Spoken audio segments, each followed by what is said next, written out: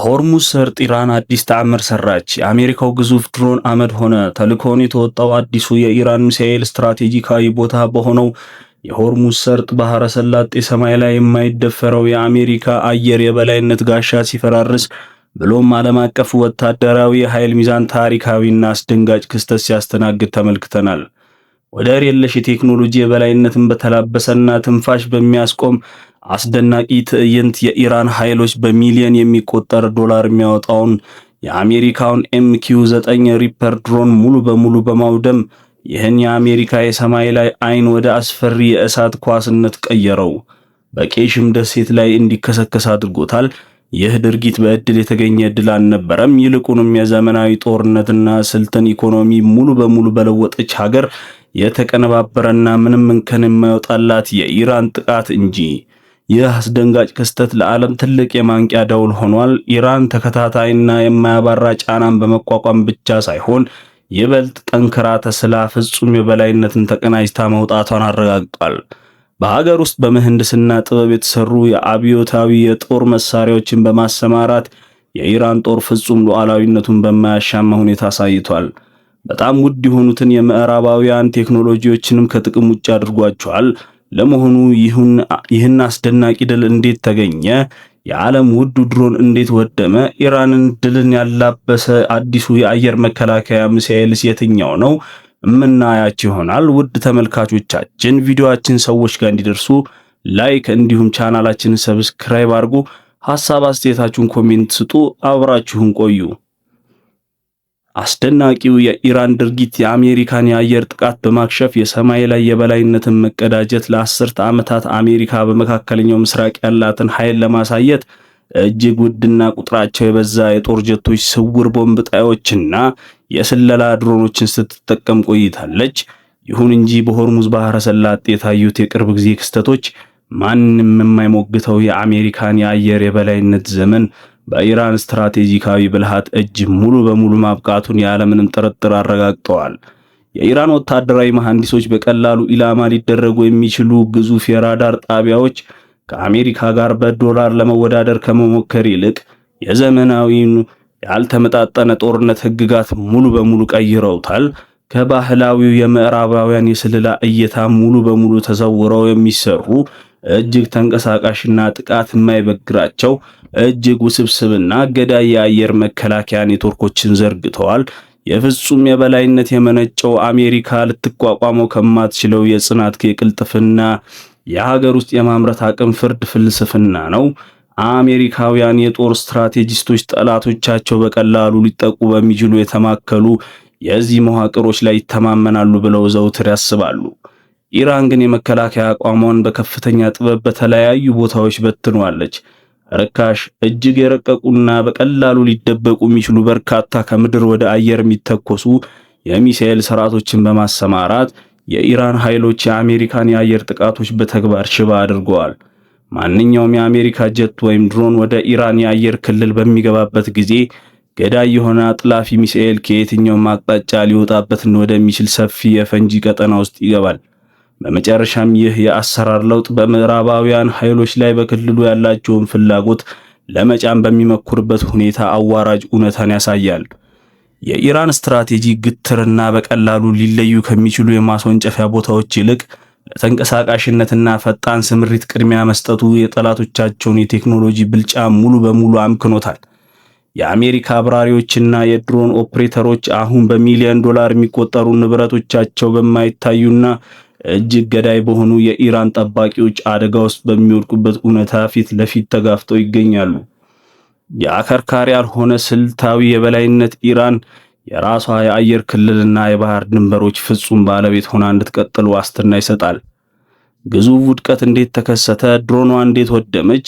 በስትራቴጂካዊቷ የቄሽም ደሴት አቅራቢያ የአሜሪካው MQ-9 ሪፐር መውደም በኢራን የአየር ክልል ውስጥ ያለውን ገዳይነት በሚገባ የሚያሳይ ምንም እንከን የሌለው ድንቅ የጦር ስልት አፈጻጸም ነበር። በዓለማችን እጅግ ሚስጥራዊ ከሆኑ የባህር ላይ ቁልፍ ማለፊያዎች በአንዱ ላይ ያልተፈቀደ የስለላ ተልዕኮ ተሰጥቶት የነበረው ይህ ግዙፍ ድሮን ፍጹም የማይታይ መሆኑን በማሰብ በትዕቢት ይበር ነበር። በጨለማና በከፍተኛ ከፍታ ላይ ሽፋን በማድረግ በሺዎች የሚቆጠሩ ኪሎሜትሮችን ርቀው የሚገኙት የአሜሪካ ኦፕሬተሮች የውድ ስለላ ንብረታቸው ከማንኛውም የአጸፋ ጥቃት ሙሉ በሙሉ የተጠበቀ መሆኑን አምነው ነበር።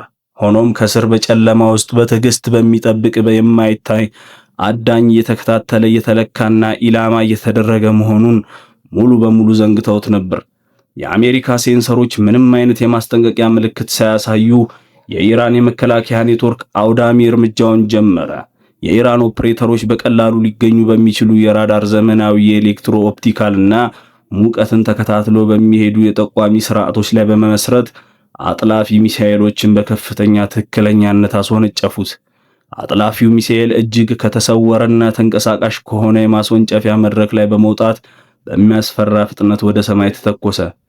ጥቃቱ በመደበኛ የራዳር መቆለፊያዎች ላይ ያልተመሰረተ በመሆኑ የሪፐር ድሮን የተራቀቁ የቅድመ ማስጠንቀቂያ ስርዓቶች ሙሉ በሙሉ ታውረው ከጥቅም ውጪ በመሆናቸው ለአሜሪካ ኦፕሬተሮች ምንም አይነት የማምለጫ ጊዜ አልሰጣቸውም። የኢራን አውዳሚ ሚሳኤል ርቀቱን እያጠበበ ሲመጣ አስደናቂ የሆነ የመቆየትና አቅጣጫውን የማስተካከል ችሎታን በማሳየት የሪፐር ድሮኑን የቱርቦ ፕሮፕ ሞተሩ ልዩ የሙቀት መጠን ፈልጎ ቆለፈበት። የድሮኗ የመጨረሻ ደቂቃዎች የኢራን ሚሳኤል ግዙፉን የኬናቲክ ኃይል ይዞ ኢላማውን ሲመታው በፍጹም ረዳት አልባነት የታጀቡ ነበር። ተከትሎ የተፈጠረው ፍንዳታ ግዙፉን ሰው አልባ አውሮፕላንን አፈራረሰው። የግንኙነት መስመሮቹን ወዲያውኑ በመቆራረጥ አካሉን ብትንትን አወጣው። የእሳቱ ፍንጣሪና ስብርባሪ በሆርሙዝ ባህረ ሰላጤ ውሃ ላይ እንደ ዝናብ በመዝነብ የአሜሪካ የአየር ላይ ንብረቶች ምንም ያህል ተጋላጭ እንደሆኑ የሚያሳይ አስደናቂ የዚህ አስደናቂ ድል ማዕከል የሆነው አራሽ ኢካማንጊር በመባል የሚታወቀው አዲስ ይፋ የሆነውና የኢራን ሀገር በቀሉ ወታደራዊ ምህንድስና ድንቅ ውጤት የሆነው የአየር መከላከያ ስርዓት ነው። ትውልድ ሀገሩን ቋሚ ድንበሮችን ለማስከበር ተአምራዊ ቀስት ከተኮሰው ከጥንታዊው የፋርስ አፈ ታሪክ ጀግና ስም የተሰየመው ይህ ዘመናዊ መሳሪያ ያንኑ ቅዱስ ዓላማ ያገለግላል። አራሽ ኢኮማንጊር በኢራኑ የአየር ክልል ዙሪያ የማይበገር የብረትና የእሳት ግድግዳ ለመገንባት ተብሎ የተሰራ ፍጹም ድንቅ ስትራቴጂካዊ ንድፍ ነው።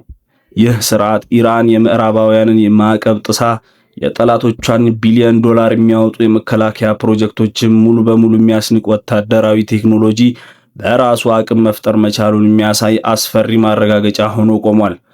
አራሽ ኢካማንጊርን እጅግ አስደናቂ የሚያደርገው ወደር የለሽ የሆነውን የስውር ፍለጋ አቅም ከከፍተኛ ተንቀሳቃሽነት ጋር አዋህዶ መያዙ ነው።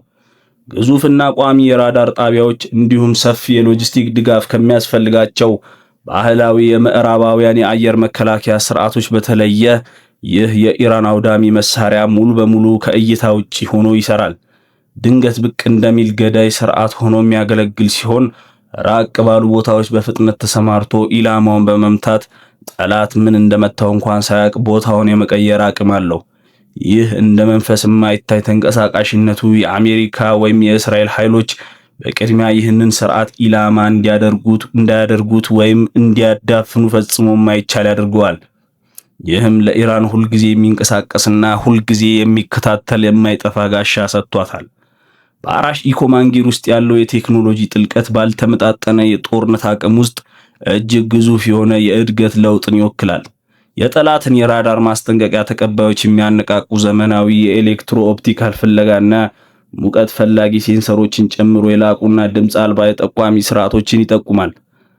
ሰርጎ ገብ አውሮፕላኑ ወይም ድሮኑ አደጋውን በሚገነዘብበት ጊዜ የአራሽ ኮማንጊር አጥላፊ ሚሳኤል የድሮኑን አካል እየበረበረ ይሆናል። የአራሽ ኢኮማንጊር ወደ ስምሪት መግባት በመካከለኛው ምስራቅ ያለውን አጠቃላይ የኃይል ሚዛን በመሰረቱ የሚቀይርና ኢራንን የፍጹም የበላይነት ዘመን የሚያጸና ነው።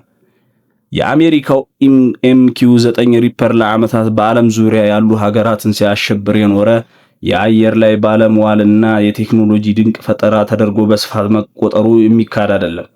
እያንዳንዱ አሃድ በ10 ሚሊዮን የሚቆጠር ዶላር የሚያወጣው ይህ ግዙፍ ሰው አልባ አውሮፕላን የአሜሪካ ወታደራዊ ኢንዱስትሪ ኮምፕሌክስ ሊያመርታቸው በሚችላቸው እጅግ በጣም የተራቀቁ የስለላ ካሜራዎች፣ ዘመናዊ የአቪዬሽን ቴክኖሎጂዎችና ገዳይ የማጥቃት አቅሞች በከፍተኛ ሁኔታ የታጠቀ ነው። ከ24 ሰዓታት በላይ በከፍተኛ ከፍታ ላይ የመቆየት አስደናቂ ጽናት ያለው ሲሆን በታሪክም ማንም በማይሞግተው የአየር ክልል ውስጥ ያለ አንዳች ከልካይ ሲንቀሳቀስ ቆይቷል። ለአሜሪካ ሪፐር የዓለም አቀፋዊ ተደራሽነት የመጨረሻ ምልክት በተን በመጫን ብቻ ጥፋትን ከሰማይ በማዝነብ የሚችል የማያርፍ አይን ሆኖ አገልግሏል። ይህ ሆኖ ሳለ እንኳን የሚያስፈራ ዝናውን እጅግ ውድ ዋጋ ቢሆንም የማይበገር ተብሎ የሚታሰበው የአሜሪካ ምህንድስና ድንቅ ፈጠራ በኢራን ጠላፊዎች ከፍተኛ ኃይል ጋር ሲጋፈጥ ጉልበቱ ሙሉ በሙሉ ተሰብሯል። የሪፐር ዋነኛ ጉድለት አሜሪካ ፍጹም የአየር የበላይነት በምታገኝበት አካባቢዎች ብቻ እንዲሰራ ተደርጎ የተነደፈ መሆኑ ነው። ግዙፍ የክንፍ ስፋት ያለውና ከቱርቦ ፕሮፕ ሞተሩ ከፍተኛ የሆነ የሙቀት መጠን የሚያመነጭ ቀስ ብሎ የሚንቀሳቀስ ግዙፍ አውሮፕላን ነው።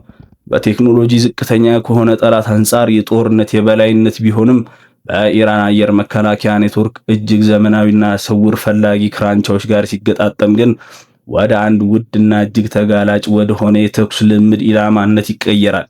የኤምኪው-9 ሪፐር በኢራን የአየር ክልል ውስጥ ያለው ተጋላጭነት በመላው የአሜሪካ ወታደራዊ ዶክትሪን ውስጥ ወሳኝና እጅግ አስፈሪ የሆነ ድክመትን ያጋልጣል። ፈጣን መገመት ከማይችለውና እጅግ ጎዳይ ከሆነው የአራሽ ኢኮማንጊር ተፈጥሮ ጋር ሲጋፈጥ የሪፐር የተራቀቁ ሴንሰሮችና የከፍተኛ ከፍታ ላይ አቅሞች ሙሉ በሙሉ ሽባ ይሆናሉ። የኢራን ሚሳኤሎች ገዳይ ምቱን ለማድረስ የድሮኗን አዝጋሚ ፍጥነትና የመተጣጠፍ አቅም ማነስ በመጠቀም የድሮኗን መከላከያዎች ያለምንም ጥረት ጥሶ ይገባል። የተመለከትነውም ይህንን ነው። የአሜሪካው ግዙፍ ድሮን ተልፈስፍሶና ታውሮ ተንበርክኳል። የኢራኑ ባለጉልበት ደግሞ ማንም የማይሞግተው አሸናፊ ሆኖ በኩራት ቆሟል። ለዛሬ የነበረን ጥንክር ይህንን ይመስላል። ቪዲዮዎቻችን ሌሎች ሰዎች ጋር እንዲደርሱ ላይክ እና ሐሳብ አስተያየታችሁን ኮሜንት ላይ እንዲሁም ቻናላችንን ሰብስክራይብ አድርጉ። ሰላም በእናንተ ላይ ይስፈን። መልካም ቆይታ